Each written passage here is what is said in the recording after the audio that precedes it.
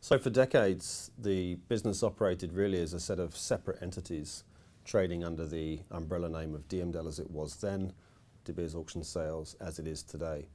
And the nature of sales within those separate entities was one of very traditional bilateral negotiation between a single seller and a single buyer. So when we looked at that business model, when we looked at our limited supply, when we looked at the growing amount of demand that we had from a large, growing and diverse pool of buyers, when we looked at the forces that were shaping the industry back then and that we felt would further shape the industry into the future, it became very clear to us that we needed to transform our business model and sell using a more market-driven mechanic. So in January 28, 2008, we had pioneered the industry's first online sales of rough diamonds using auctions on behalf of De Beers, and that change led to a series of further changes. Firstly, it fundamentally transformed the business model of De Beers Auction Sales. We sold approximately 10% of those January sales using auctions back in January 2008.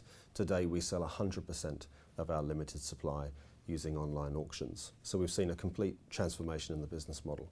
Secondly, it's acted as a catalyst for change externally.